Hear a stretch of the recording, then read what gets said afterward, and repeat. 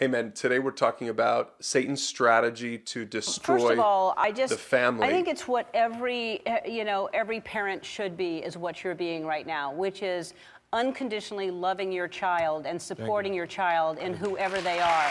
I mean, there are so many parents that are just, oh, you're not going the way I imagined or wanted you to be, and freak out, and you're so loving and supportive of Zaya, and what a special child she is. Yes, she is. Thank you so much for that. First of all, me and my wife Gabrielle Union, we are proud. When I say proud, we are proud parents of a child in the LGBTQ plus community, and we're proud allies as well. And we take our roles and our responsibility as parents very seriously. So when our child comes home with a question, when our child comes home with an issue, when our child comes home with anything, it's our job as parents to listen to that, to give them the best information that we can, the best feedback that we can. And that doesn't change because sexuality is now involved in it. So once Zaya, our 12-year-old, came home, and first Zion, everybody, I don't know if everyone knows, originally named Zion born as a boy, came home and said, hey, so I want to talk to you guys. I think going forward, I'm ready to live my truth. And I want to be referenced as she and her. I would love for you guys to call me Zaya. And so internally, now it's our job to, one, go out and get information, to reach out to every relationship that we have. My wife reached out to everybody on the cast of Pose. We're just trying to figure out as much information we can to make sure that we give our child the best opportunity to be, her best self. Yeah, I mean,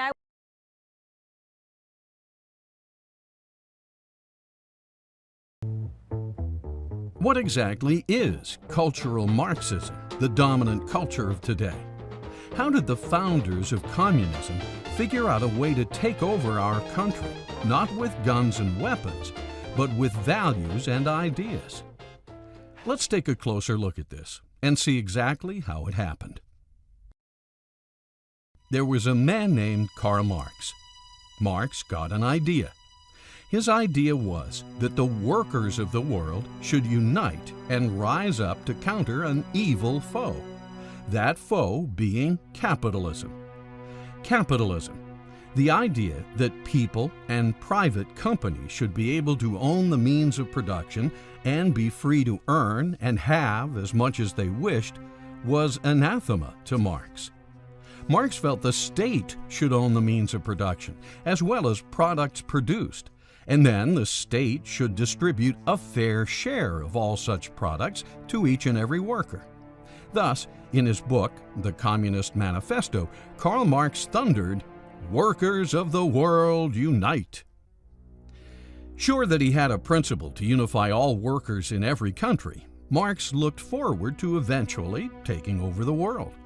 Karl Marx believed that you would have a rebellion by the workers against the capitalist system, which would then create a Marxist communist society where you would have dictatorship of the proletariat. Unfortunately, when World War I broke out, the workers of the world did not unite. In fact, the workers united with their respective countries and fought each other. What happened was the Marxists had an enormous disillusionment when the French and the Germans and the British workers all rose up for the fatherland and went to war happily, fighting one another. Marx's idea was a total failure. Workers were more loyal to their respective countries, churches, and cultural values than they were to their counterparts in other countries.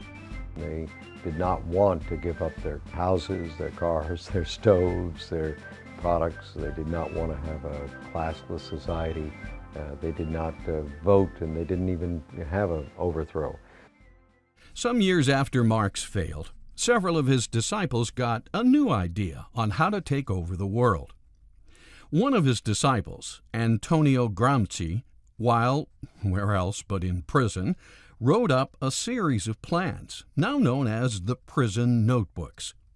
In this plan, Gramsci announced, "The workers of the world will unite only after the Long March is over." The Long March? In other words, they had to get into the culture and change the way of people's thinking. And if people were thinking about patriotism and nation and God and country, that was a mechanism which was too resistant to Marxism. It could never take hold. So you had to erode and destroy that in the individuals. That began what's called the long march through the institutions, through the seminaries, through the churches, through the media, through Hollywood, and all the rest of it, to create an anti-Christian culture which would destroy the Christian beliefs and convictions in the vast majority of the people, so they would embrace the ideas of Marxism, and they would embrace the ideas that they had rejected, and they would be open to a takeover, basically, by Marxists. Now, not political Marxists, but cultural Marxists. Rather than workers uniting and marching into battle, thus seizing power through force, they would make a long march through the institutions. Institutions like the arts, cinema, theater, literature, schools, college, seminaries, newspapers, magazines, and what is now known as radio, TV, and the mass media. And if you haven't heard the name Desmond Napoles, get ready for this trailblazing 11-year-old drag kid who RuPaul is calling the future. His bravery is inspiring so many. We're going to talk to him in just a moment, but first, let's take a look at his amazing story. I am Desmond. I'm 11 years old, and I like pizza, trains, and drinking root beer since it's caffeine-free.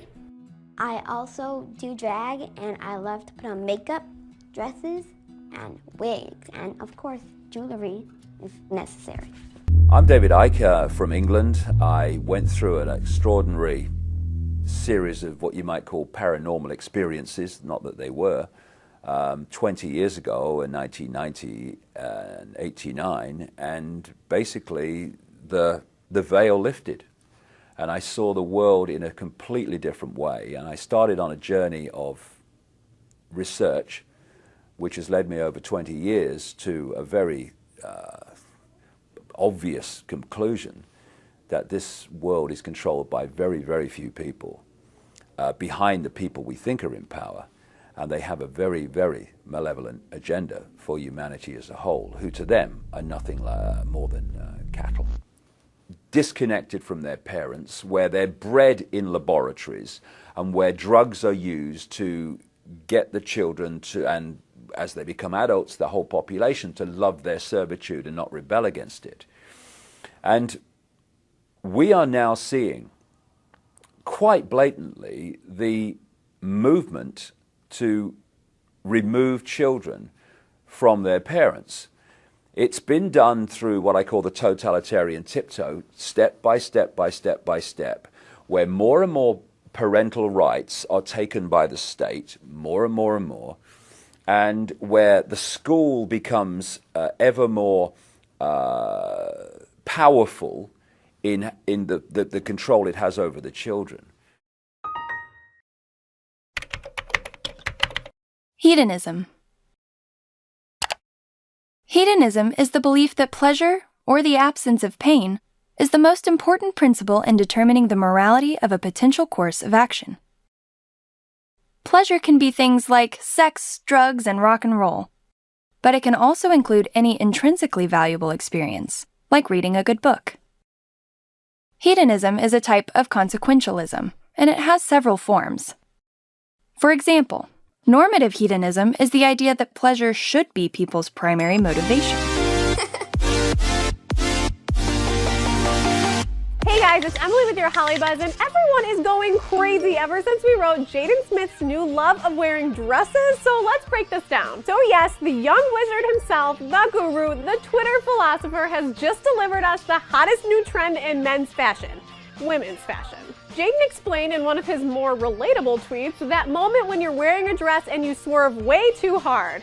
Okay, I have no idea what that means, but then again, I don't know why Jaden's Instagrams are all so tiny either. But hey, I support sartorial risks. That's the whole point of fashion, but let's just see what Papa Smith had to say about all this. Don't ever let somebody tell you you can't do something. Not even me. At the war's end, Marxist theorists had to confront the question, what had gone wrong? Antonio Gramsci in Italy and Georg Lukács in Hungary believed they had the answer. Gramsci and Lukács argued that Western culture had blinded the working class to its true Marxist class interests. Before a Marxist revolution could take place, Western culture had to be destroyed. In 1919, Lukács, who was considered the most brilliant Marxist theorist since Marx himself, asked, "Who will save us from Western civilization?" That same year, 1919, Lukács became Deputy Commissar for Culture in the Bolshevik Bela Kun government in Hungary, where he launched a program of cultural terrorism. As part of that program, Lukács introduced a radical sex education program into the Hungarian schools. Political correctness, as we know it, was already beginning to take form. He tried to actually undermine the unity of the family, and that was one of the reasons that he tried to introduce sex education. Laszlo Pastor, a leader in the Hungarian resistance against the communist takeover of Hungary after World War II, explains why children were targeted. It's always much tougher to convert an adult, to do something what he was taught not to do. The program left great residual effects on Hungary. The only thing what we were permitted to accept as far as culture is concerned, what they were teaching, that was it. Free thinking was a very big sin. Following Lukács's lead, the Frankfurt School would be the vehicle that translated Marxism from economic into cultural terms, giving us what we now know as political correctness. Another new member was Erich Fromm. Fromm, a practicing psychoanalyst, was noted for his radical Marxist social psychology. He pioneered the concept of sexual liberation and gender politics. According to Martin Jay, in Fromm's view, masculinity and femininity were not reflections of essential sexual differences. They were derived instead from differences in life functions, which were in part socially determined. Of critical importance for the injection of the Frankfurt School's work into the student rebellion of the 1960s was Marcuse's revival of Fromm's notion of sexual liberation. Marcuse, however, was the main conduit of ideas. But Marcuse had written one important work in the 1950s called Eros and Civilization. Marcuse's Eros and Civilization condemned all restrictions on sexual behavior, calling instead for polymorphous perversity. Polymorphous perversity helped open the door to aspects of political correctness, such as gay liberation. My name is John Paul Kane. I am a school teacher, currently teaching kindergarten. Oh, I'm also a drag performer named Facelift. So Drag Queen Story Time, it's just a wonderful time for me to be able to bring my love of working with kids with my performance. I've always been very sort of creative and dramatic. I don't know, there's just something that's kind of magical in the transformation. I know I'm still me. Ultimately, my kids, they influence a lot of the style of how Faye has evolved over the last 10 years. The music that I choose, the sort of brightness to the colors of the costumes I wear. So if anything, the kids have inspired her more than I would say anything else. When you think about it, really, bringing drag performers together with little kids is kind of a perfect relationship. And it's kind of like drag performers are clowns, right? Like they really sort of, they play things up, they're over the top, they're like a cartoon come to life.